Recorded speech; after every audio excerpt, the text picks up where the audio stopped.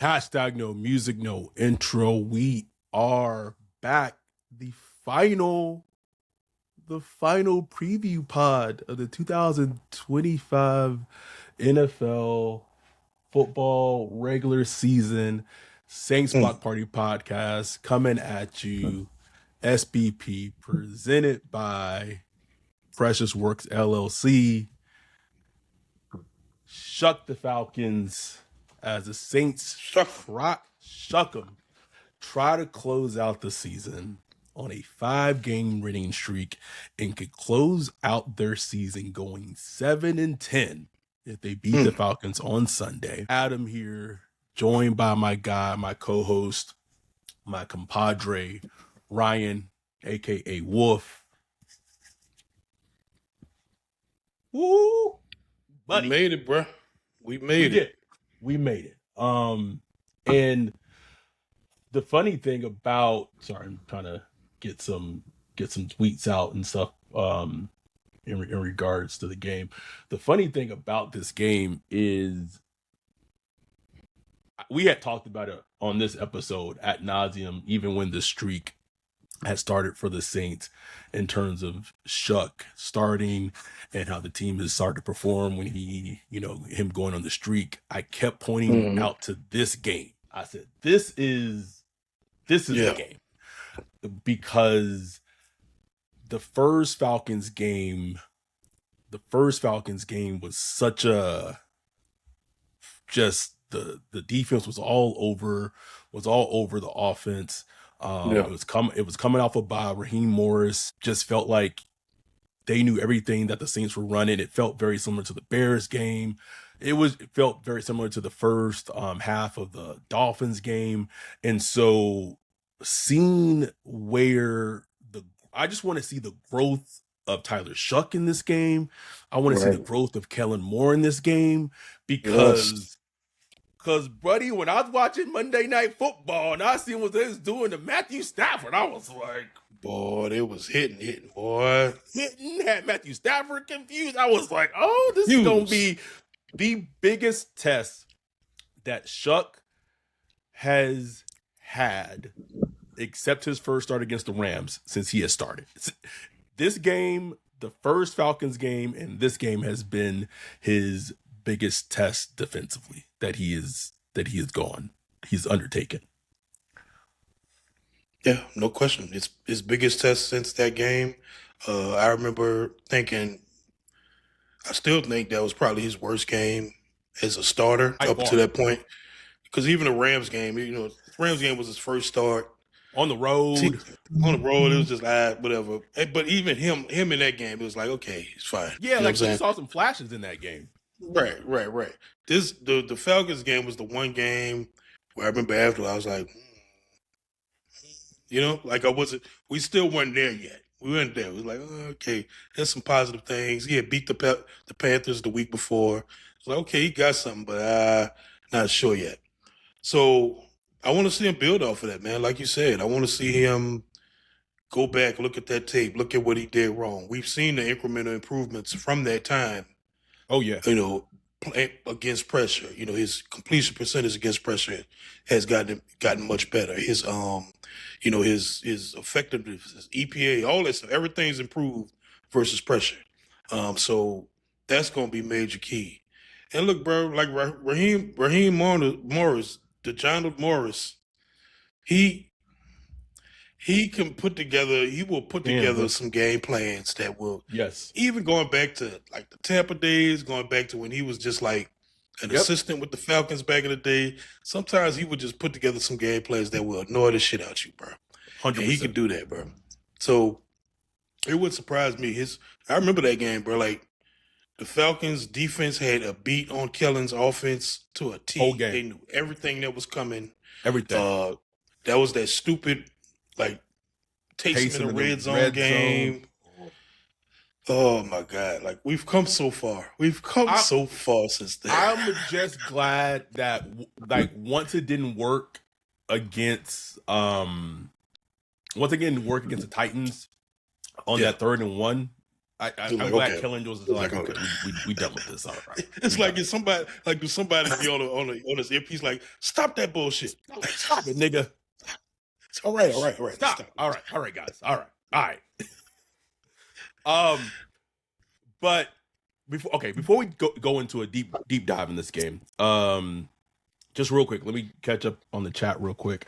Nighthawk 12341 said my favorite show about to start. Appreciate you. Love you, bro.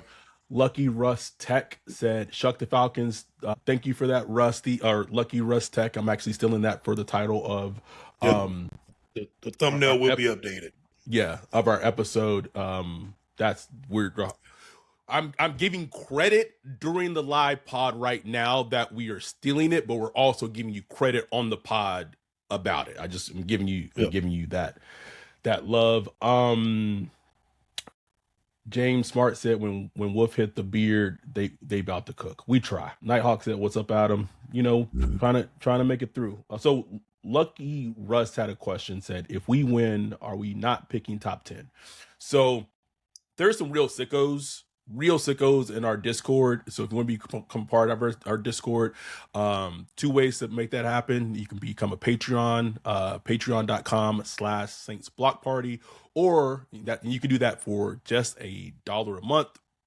That's plethora of benefits. One of them being Discord, one of them being our episodes that we do, whether it be audio, whether it be video, no ads, HQ video. Wolf does his all 22 film breakdown, which is usually up the Monday or Tuesday after the game. No, usually it's Tuesday. After the game, SBP meetups, just plethora of benefits associated with that. But there are some sickos in our Discord who have figured out, even if the Saints win on Sunday, if the Chiefs beat the Raiders, which the Chiefs are very, very, very bad right now, but the Raiders are like truly trying to tank to submit the number one overall pick. So I would highly expect the Chiefs to win on Sunday. And then if Cincinnati beats, who are they playing? They play the Browns. I'm pulling it up real quick. If Cincinnati beats, sorry, this is terrible podcasting in any form, but like especially audio podcasting. They play. Yeah, you're right. They play the Browns. So if Cincinnati beats the Browns, which honestly that's a coin flip. Just depends on which. But if Cincinnati beats the Browns, and if the Chiefs beat the Raiders, then the Saints are picking no lower than 10th. Like they can't pick lower than 10th. Okay. Is how that works out. Let's check out what we got. Eugene Sutherland said, "Who dat from Philly fellas and screw the fail cans." I love it. Falcons hate week. Lucky Russ said, "If Shuck puts up 300 on this defense, I'm drinking until 2027. I'm with you, brother.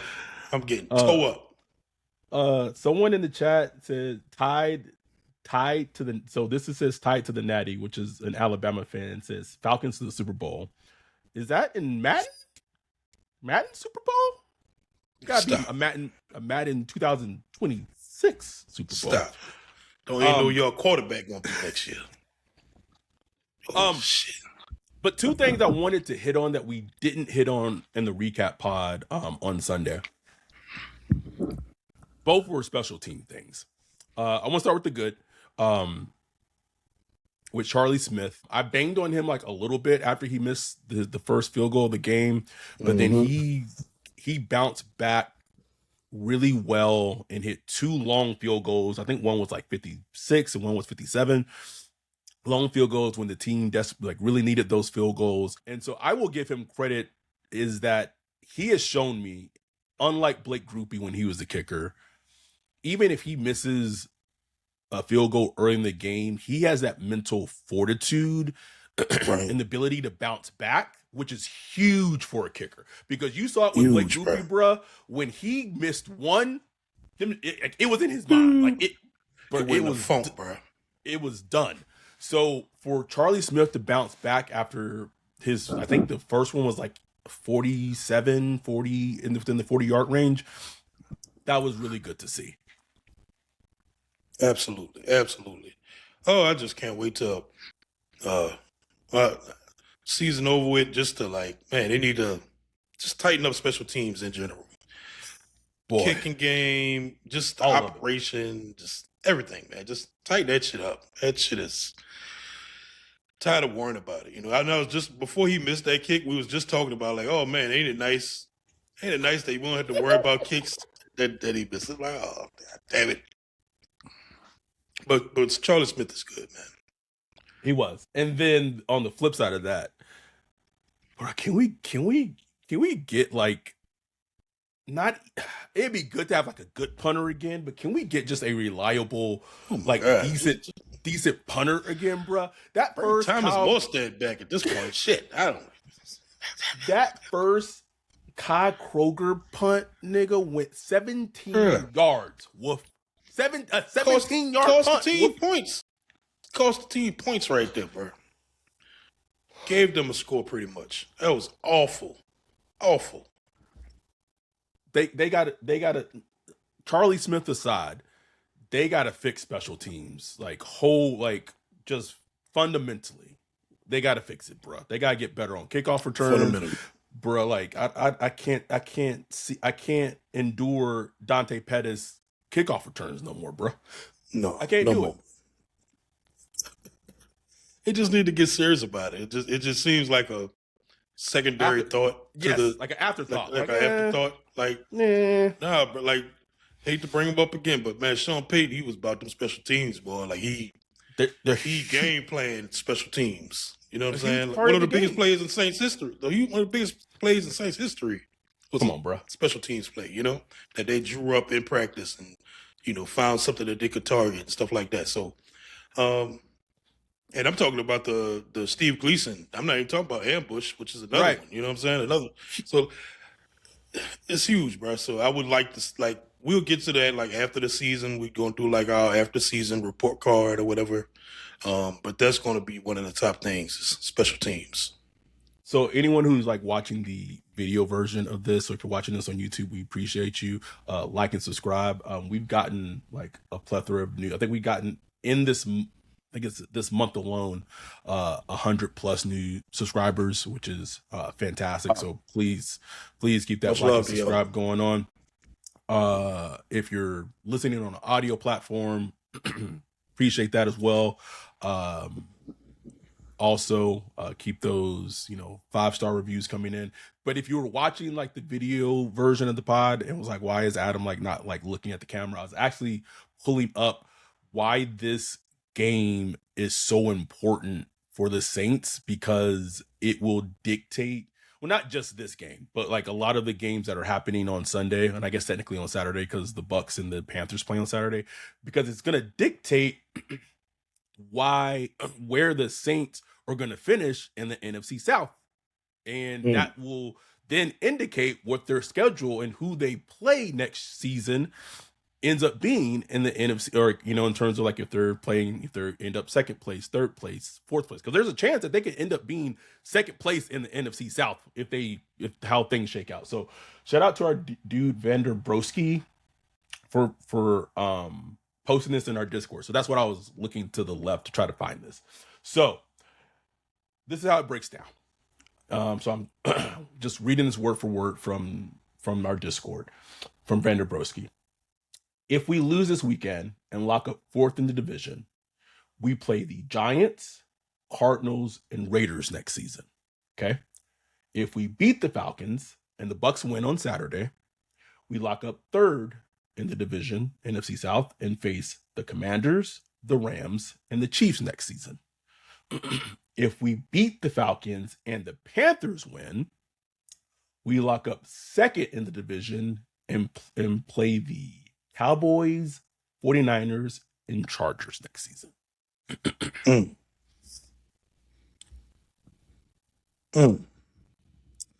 That's interesting. Which would you rather? See, that second place don't spook me too much, because I mean the Chargers are good, Cowboys, and see the Chiefs, like the Chiefs getting the Chiefs in the third place.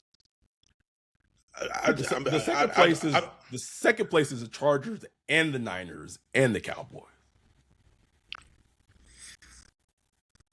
No, I like the second place, bro. I think I like the second place, bro. What's the third place again? Third place is Commanders, Rams, and Chiefs. And I guess it would depend on like when you play the Chiefs. Like, is Patrick Mahomes back? Is he not back? But he's a sicko enough. Like, I think he's gonna really try to. He's gonna be starting week 1, bro. I just feel it, bro. I just feel it. Starting week 1, book it. Like, I don't know, man. I think the Chiefs gonna bounce back hard next year too, bro. I'll say this. I want that Drake May year 2 schedule, nigga, for Tyler Shough, bro. They got the DA special, bro. They got that 2023 DA schedule, bro. That schedule was so easy for New England Patriots, bro. Easy. That's fine, bro. You know what? I'll say this.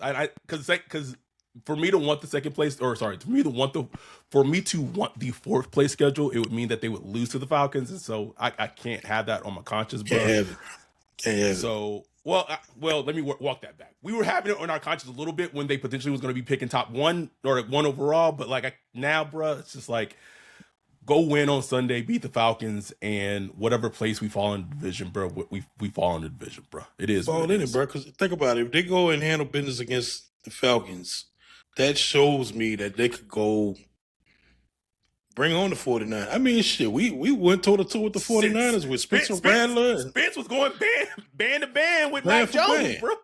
And I know they had Mac Jones. Mac Jones balling. I don't want to hear none of that. He was balling. So, and they had Nick Bosa and Fred Warner that was still playing and all them. Shit. Man, bring the 49ers down here. I ain't scared. Down, but I wouldn't that little fourth place schedule though.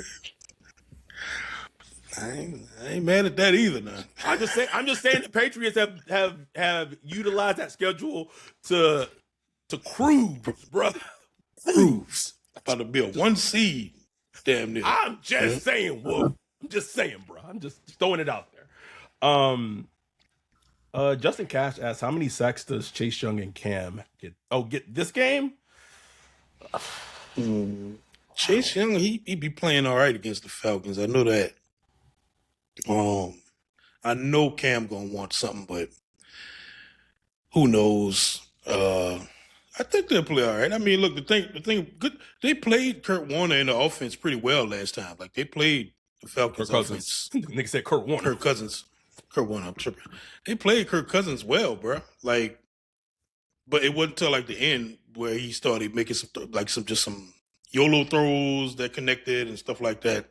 But the defense played them well, so we'll see if they can replicate that. The thing about Kirk Cousins is like he'll dice you up mentally and all that, but he can't move. He still can't move. Can't move, bro. He is in the pocket, period. So, they just have to figure out a way to disrupt that pocket, but we'll get to that, We will. Anything else from Dante said how many white women are in Atlanta? All right, bro. Not many, bro. Anything else from the Titans game that we just want to put a bow on? No, not really. Like I said, the film study is out there on the Patreon site. Really enjoyed doing that this year. Just every week breaking down the all 22. Really got to get a good look at the whole process. I'm thinking about taking all 17 of the articles and like putting them in like a PDF downloadable form. And for anybody on the Patreon that could just download, there you could just look and just look at the evolution, throughout the year. But as far as the Titans game, man, it was what it was, bro. I thought Tyler Shough, just like the stats show, played probably his best game of the season. Absolutely. He was on target. He was great anticipation, moved well. He was actually pressured quite a bit and handled it really well. I thought Kellen Cook. I thought Cook, bro. they had no answer for Chris Olave. None. Like he could have had 200 something yards if they really wanted it. Easily. Bro. Easily, bro. Like they had no answer. They was beating up on number 40, number 39. They was just tearing them up, bro. Tearing them boys up. Jawan Johnson was eating them. It was like just a really good performance. One note I did come away, I posted in the Discord earlier. I was like, the T.E. Moscato might have something there, bro. Not as like this is big time tight end. Just like he was blocking well, moving well. You know, if he could get involved in the pass game a little more next year, see how everything works out in the all season, he could be like a Josh Hill, you know, for this offense. Potentially. Potentially. Like it's super early.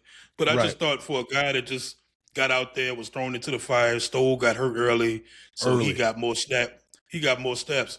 Man, he was out there blocking his ass off in the run game and pass game, bro. And he was staying alive for Tyler Shough. I just thought he looked good, bro. I'm like, okay. And that's just another notch from this draft class, man. Like it is, bro. Wow, you get that 7th round pick, you know? Yeah, a flyer. If they can just have another great draft, they can have another great draft. Wolf. That's the story of this offseason, man. And just come back and follow the draft that they just had and just followed up with like a juice draft that works out, bruh.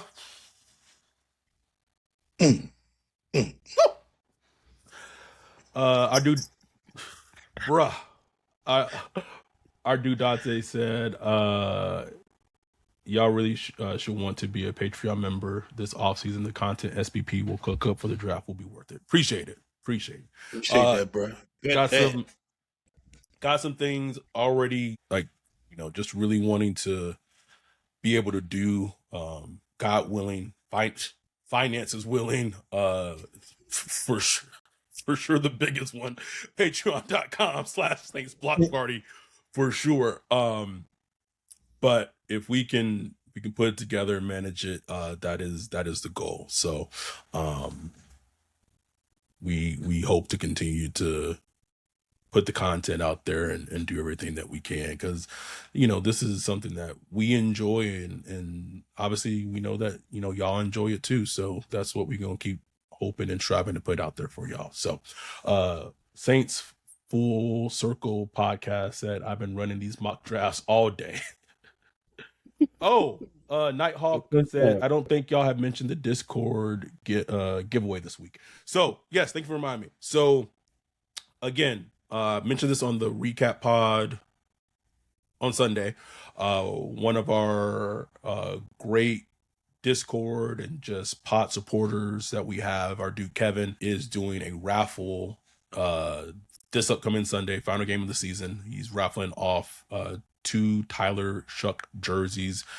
You do have to be a Patreon and you do have to be in our Discord and send him a DM to enter the raffle. At, I believe, as of like yesterday or 2 days ago, it was up to about 35 people that's already entered the raffle.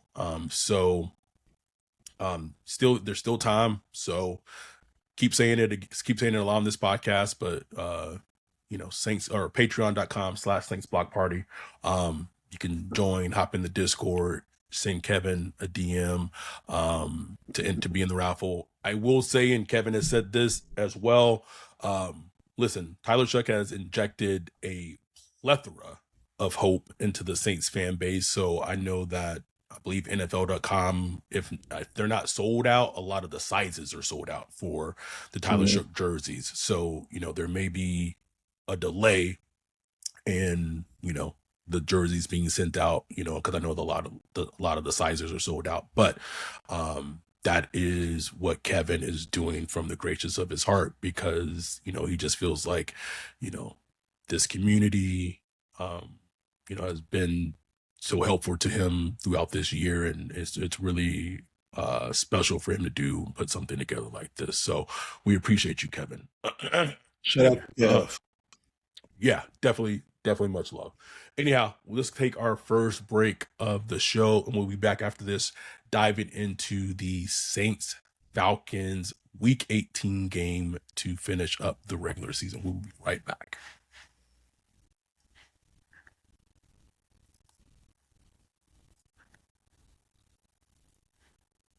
Yo, what up, Wolf? What are you looking at? Man, I'm checking out this website. This site is cheese, bro. In 2025?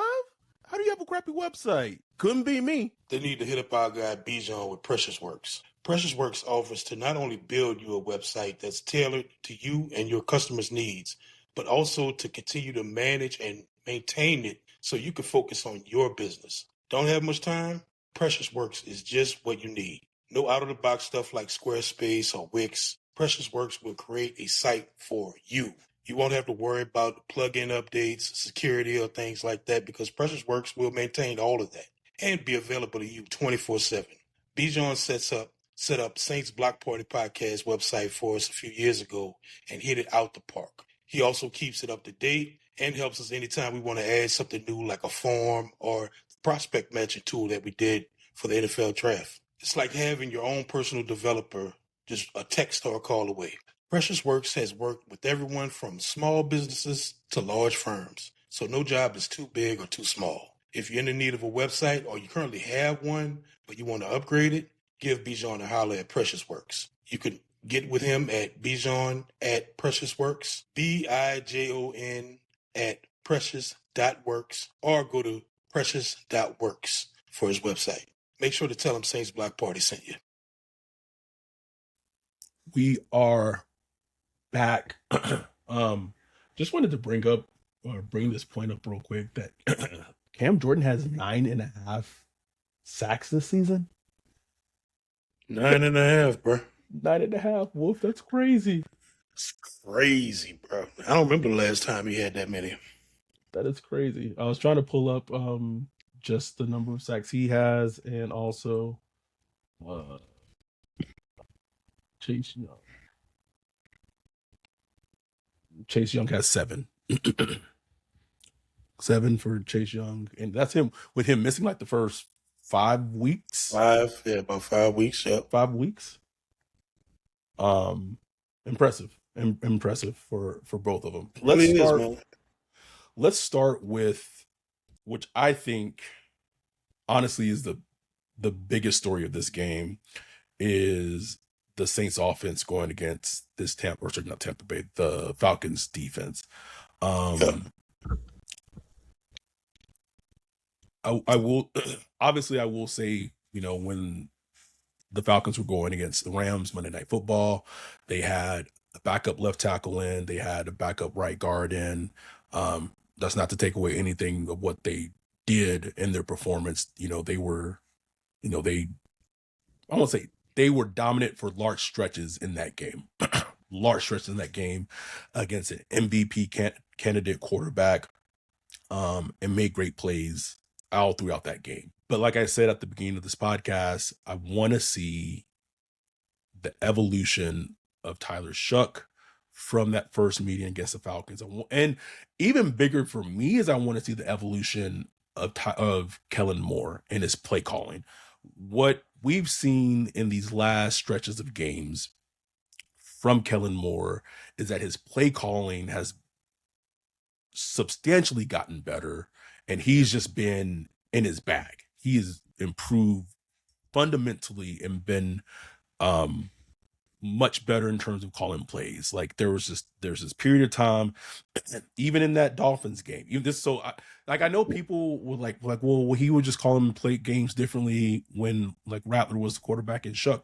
No, that Falcons game, that Miami game, he was still running a lot of concepts where it was just staying short to the line, like short to the sticks and just these short routes. And since, like, I would say probably since the Dolphins game, he's just opened it up and tacking down the field, tacking middle of the field, and breaking routes, more double moves, doing man beaters, and just getting guys open. And the playbook seems more expansive. And that's what you're going to need to do to attack this Atlanta defense. And honestly, a big story of this game is going to be how the offensive line holds up against the pass rush for the Falcons with James Pierce Jr., with Jalon Walker, they're rookies, and Chris Olave's been on a tear. This is going to be the best cornerback he's gone against since he's been on that tear, and AJ Terrell. Because I would expect, Raheem Morris to put AJ Terrell and Chris Olave and say, shut him down. Chris Olave's had good games against AJ Terrell in the past. So, dope, like that matchup, man, I'm ready. I'm ready for it, bro. I'm ready for it. I'm ready, bro. I was just looking. Damn, James Pierce Jr. got 9 sacks this year. God damn. No, 8.5 sacks. Jalen Walker got 5.5. Like they were who we thought they were. Like, damn it. God damn it. Falcons finally got their pass rushers. They absolutely years. Since John Abraham, they've been looking for some damn pass rushers, and they finally got them. So, and Dante said Xavier Watts is a dog. Oh, a digger, a dog. Xavier Watts is a dog. Bates is one of the best baiters in the game. Like, Bates will bait you into a bad interception. He does Wolf, it. He wasn't supposed to be there, Wolf. He wasn't supposed to be there. He left his responsibility. Oh my God, I'm so glad I don't have to deal with that anymore, bro. Top 5 moment right there, bro. Top 5. But anyway, yeah, like they got some nasty work back there. Cade Nellis is like, he coming wreck shop. He was wrecking shop last night, and he gonna wreck shop again, bro. He is coming.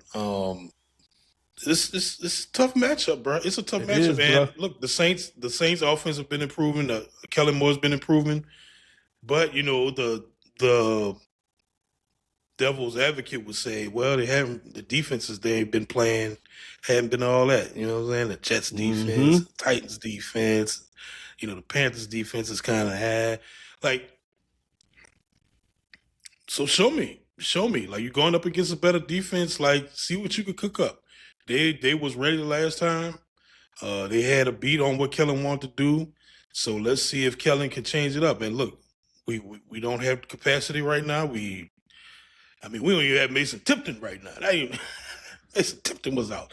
You talking about Chris Olave, Jawan Johnson, Dante Pettis, Kevin Austin Jr., Moscato.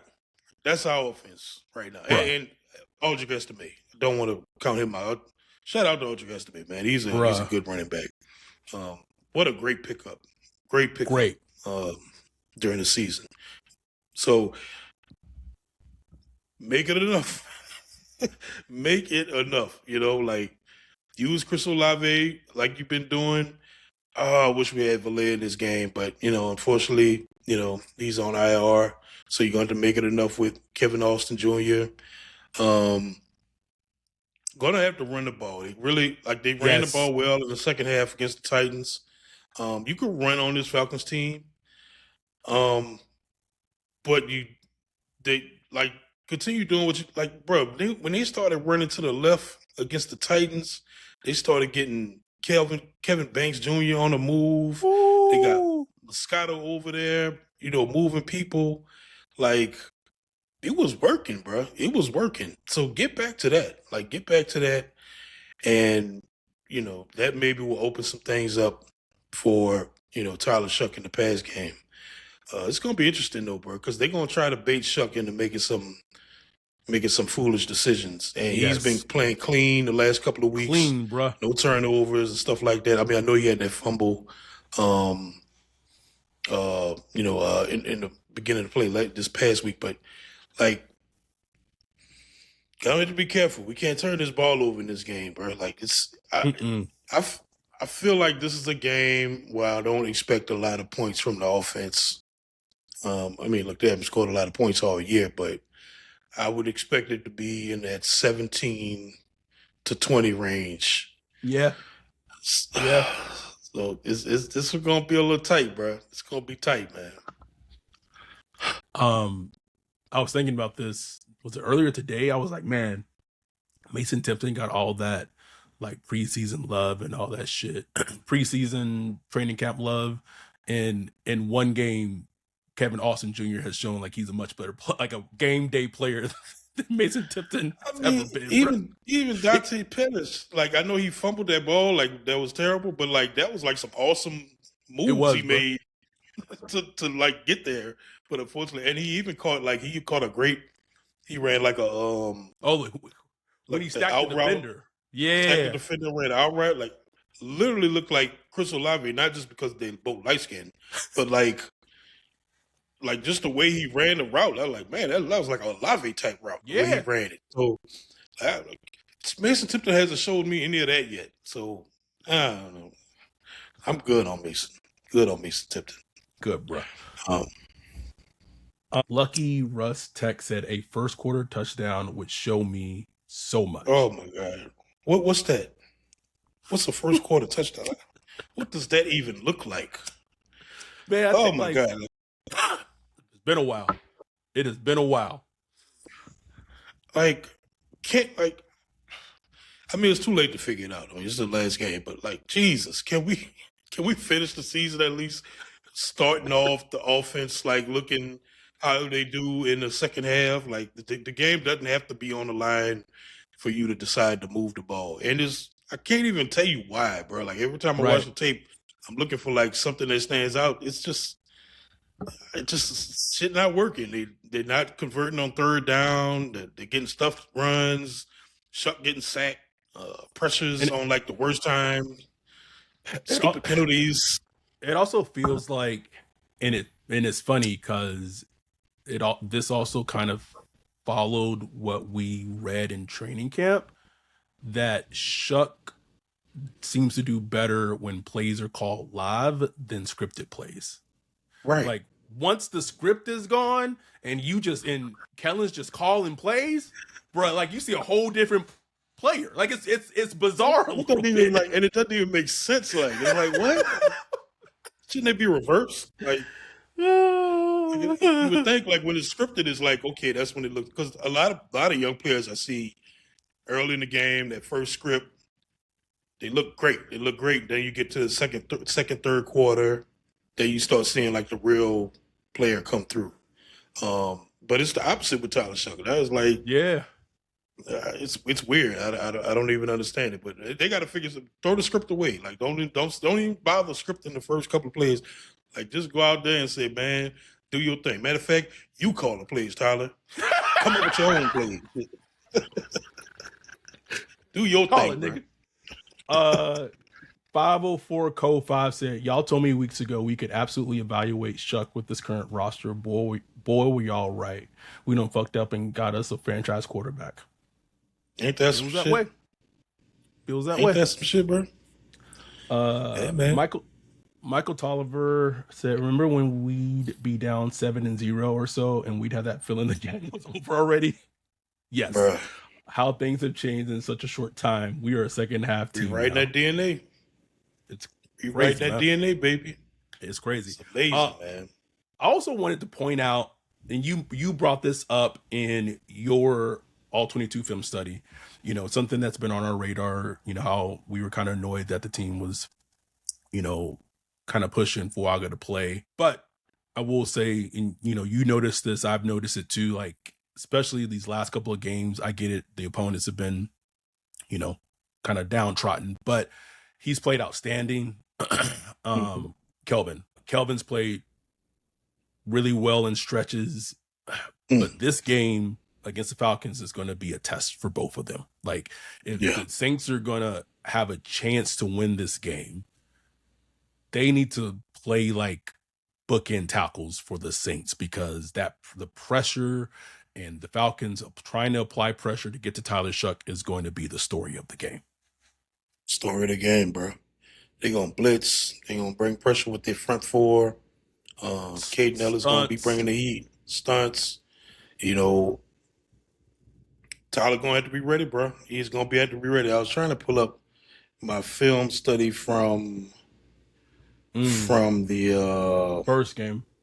From the first game, trying to remember what I said, but I just remember everything was just kind of uneven in that game. And this time we're gonna be in Atlanta. Like now, gonna have some hoodats up in there. I know who that's going to be deep in Atlanta because a lot of them already live there. So not too worried about the crowd noise. And they've kind of overcome that. Like, remember that was like a thing early in the season, like the crowd noise and Yep. Seattle game and all that stuff. They've done a good job of kind of overcoming that hoop. But we'll see. We'll see, man. Like, one thing I will say about Tyler Shough, he has to. Go ahead.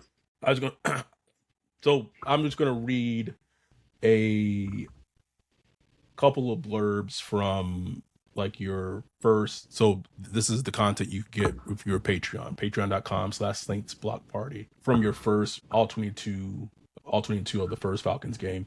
Said Shough had a few turnover worthy throws that he got bailed out on. Olave had to play defensive back on one. I don't think Shough saw Xavier Watts come off his man and read his eyes underneath. Shough also forced one to Juwan later in the game versus cover 2 that was almost picked. The Falcons mixed their coverages heavily, rotating between man and zone. You also saw that against the Rams. And sometimes man on one side and zone on the other. Some of the Saints plays calls didn't match up well against these looks. There were sometimes Shough went to throw a quick hitch, but the right receivers were still running their routes and not in their break, forcing him to come off just out of sync, which is unfortunate coming off a bye week and with an extra day of practice. So it's just I forgot what's coming off a bye. It was. Yeah, I remember that. I remember that. Yeah. I think when it's tough, bro. It's gonna be a tough one.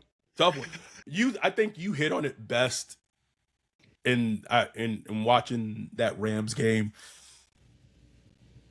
Kellen and the O-line, like, this is a game where they're gonna have to be able to run the ball.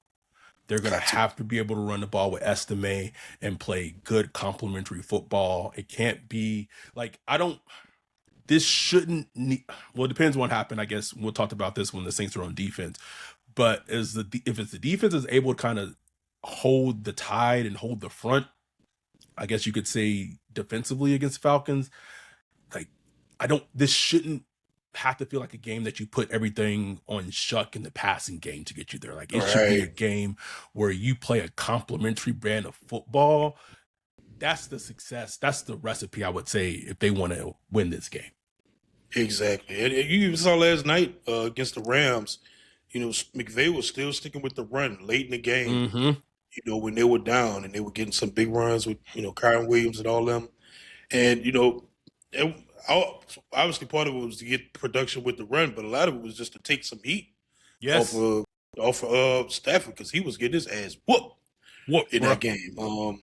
So they're going to need to do the same, bro. And I know this is just not a great running team, even though Estime averaged 6.1 yards a carry last week, bro, against the Titans. I get it. Yes. Against the Titans, I get it. But still, like, figure out a way to run that damn ball. Like, figure out a way. Don't have Tyler Shough standing back there throwing the ball 50 times against this defense because it won't turn out well, man. It will not turn out well at all. Dante said another defensive touchdown would be huge.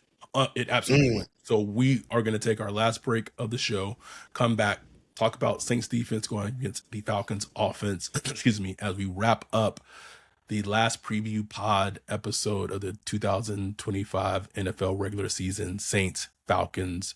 Right after this, we'll be right back. Football season is in full swing and Underdog is the best place to get in on the action. Playing on Underdog is easy. Just pick whether your favorite players will go higher or lower on stats like rushing yards, receptions, touchdowns, and more. This week, I'm looking at Saints versus Bucks and selecting Chris Olave for higher than 50 yards and Baker Mayfield for lower than 3 touchdowns. Download the app today. Sign up with promo code BLOCKPARTY. Score $75 in bonus funds or bonus entries when you play your first $5. That's promo code BLOCKPARTY. Underdog. Make picks, win money. Must be 18 plus, 19 plus in Alabama and Nebraska, 19 plus in Colorado for some games, 21 plus in Arizona, Massachusetts, and Virginia, and present in a state where Underdog Fantasy operates. Terms apply. See assets.underdogfantasy.com/web/play and get terms _DFS_.html for details. Offer not valid in Maryland, Michigan, Ohio, and Pennsylvania. Concerned with your play? Call 1-800-GAMBLER or visit www.ncpgambling.org. In New York, call the 24/7 Hope line at 1-877-8-HOPE-NY or text HOPE-NY 467-369. We are, we are back. Wrap up this preview pod episode. We currently have 79 concurrent viewers here on a Tuesday night. Appreciate y'all joining. 240 views currently. Thank you. Our dude Dante said the Saints have a top 10 defense as it currently stands. Staley is cooking. Boy, that number 7 who plays for the Falcons, bro. Bad man. It's a bad man right there, brother. How did they do last time against the, let me see. That would be good to look at. Let me pull that up. Let's see. Saints, Falcons. Let me Michael Tolliver said, actually looking at the rush yards per game allowed, Titans ranked higher than the Falcons. Yeah, I mean, that's to be expected, but the Falcons still do allow. Bijan had 14 for 70 yards, average 5 yards a carry.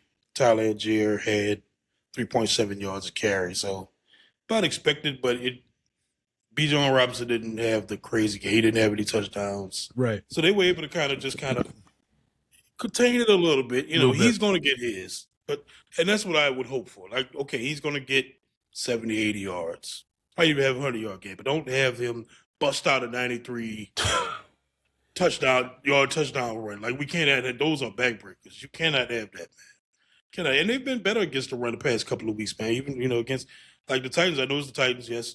But Tony Pollard has been playing outstanding the past couple of weeks, and they bottled him up.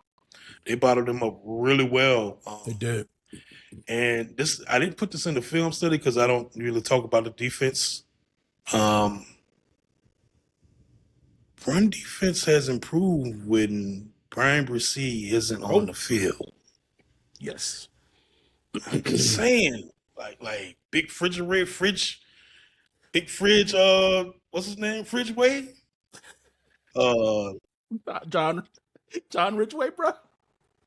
Big Fridgeway. I mean, we got a Boyd sighting, like a Christian Boyd was out there. Like, I'm just saying, like the run defense seemed a little better when Bresee out there. Maybe it's just correlation, you know what I'm saying? Like, maybe that's just I had looked, but I mean it's just a theory now because we know Brian Bresee is not great against the run. But they also played Stutzman a lot more. He was, pretty active against the run. He more of that. He made 2 plays back to back against the Titans where he snuffed out a screen. I forgot what the other play was before, and it was just like, can we stop with this Pete Warner experiment shit, bro? Can we please stop, bro? I'm so fed up with it, Ryan. I'm so fed up with it. We going into week 18. Unleash Stunner Man. Unleash him. Let him play every defensive, because here's the thing. Against Bijan Robinson, or is it Bijan? I forget how. I apologize. I forget how he said the pronunciation is. You're gonna need he says that he is okay with there being a defender unblocked. Yeah. Do you understand how insane? I got that one.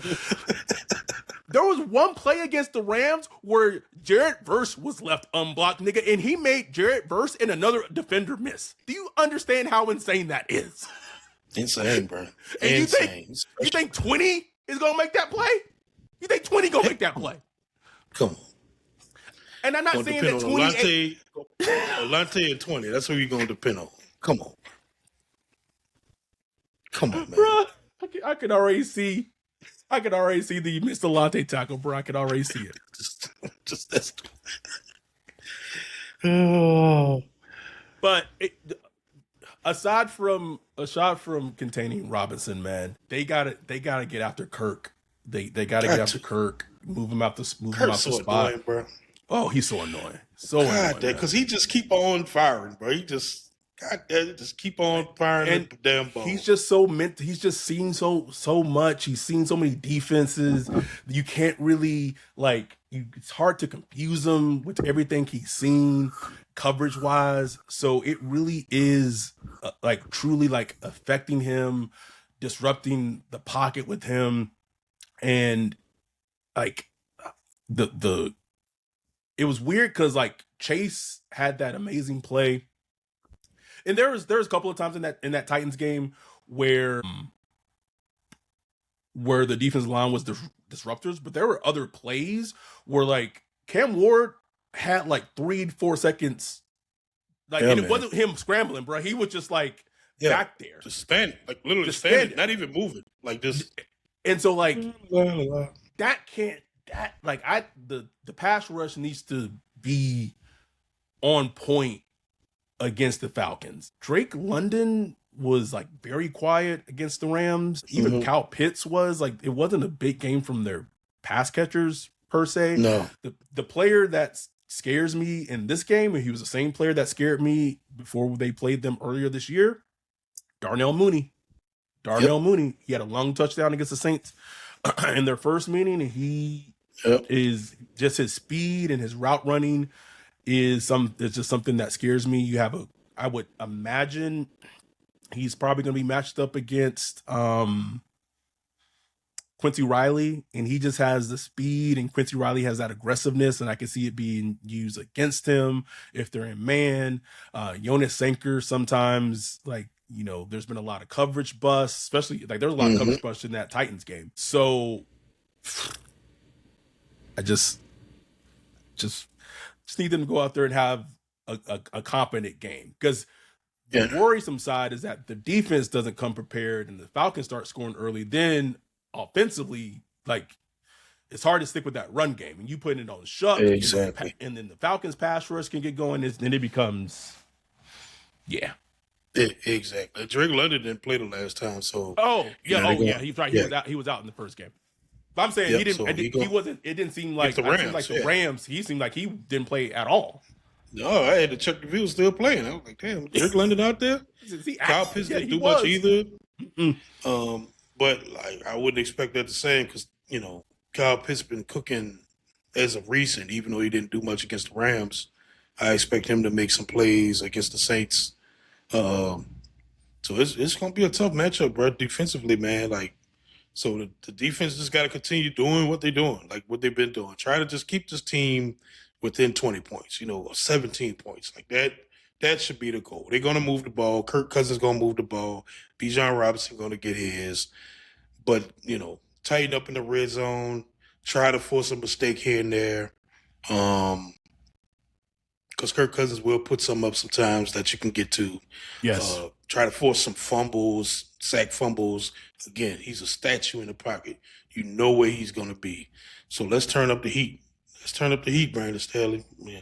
Something other than the Atlanta Blitz. Bring Stallbird. Bring somebody back there.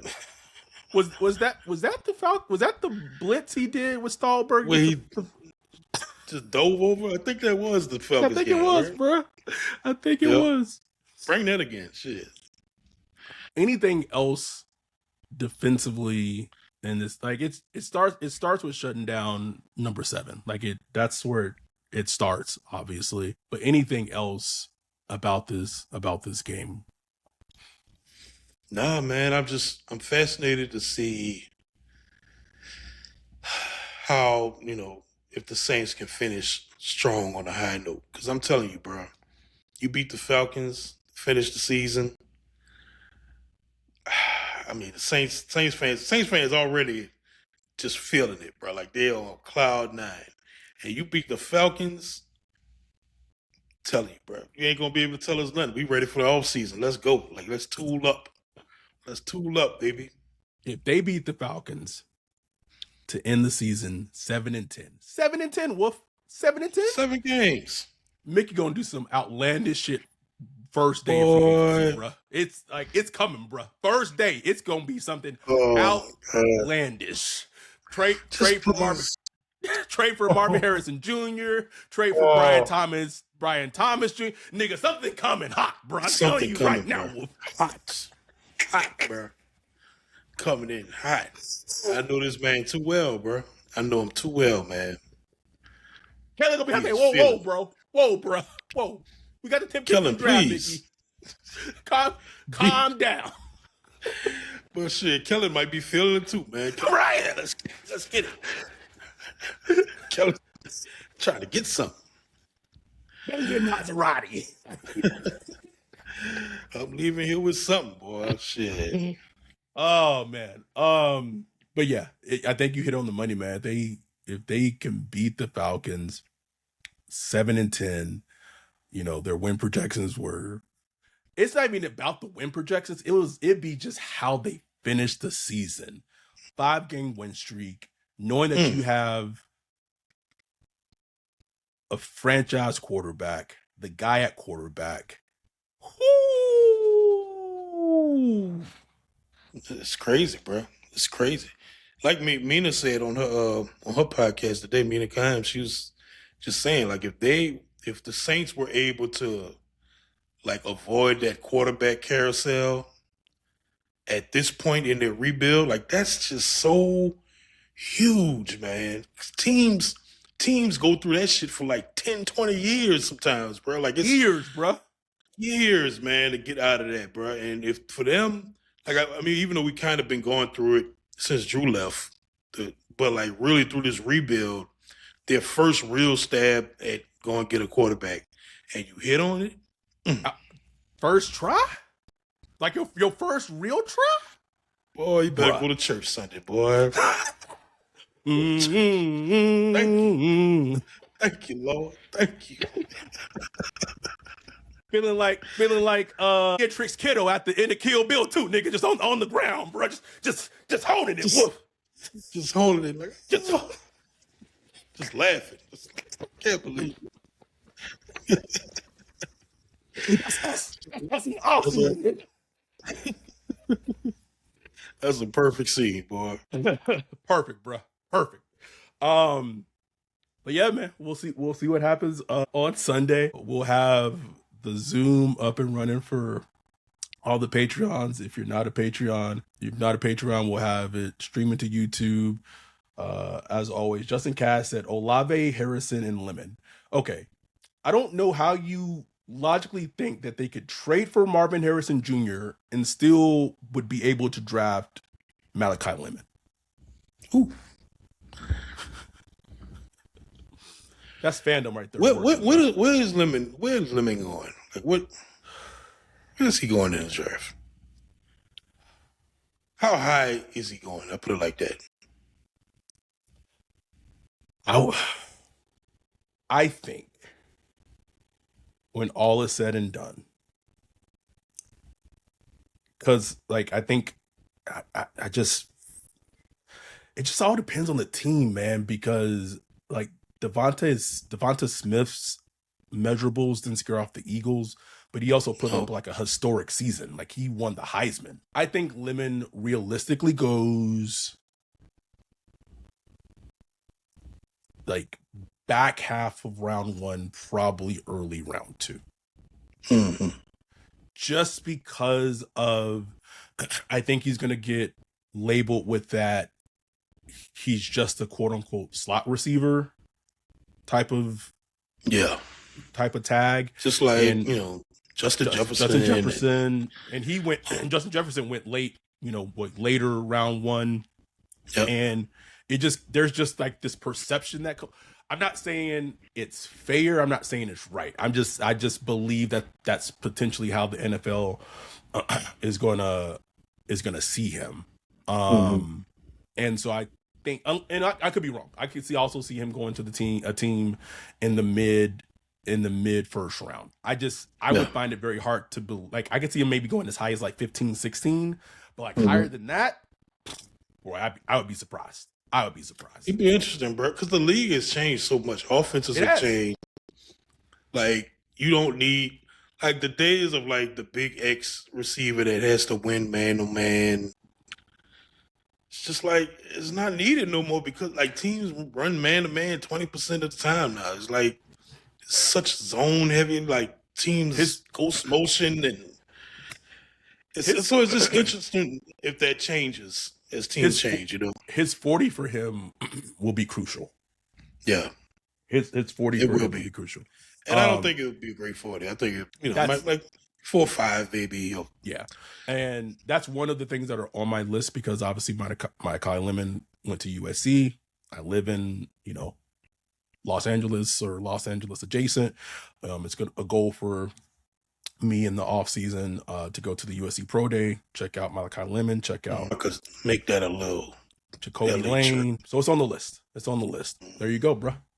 There you go. But anyhow, as this year wraps up, it's been a crazy year for SBP. It's honestly insane, you know, just going back to if you think about it, from everything that has happened on our show this year, all the things we got to experience, the Senior Bowl, Big 12 Pro Day, Combine, having Mina on our podcast, Jane Slater, the multiple NFL Daily appearances.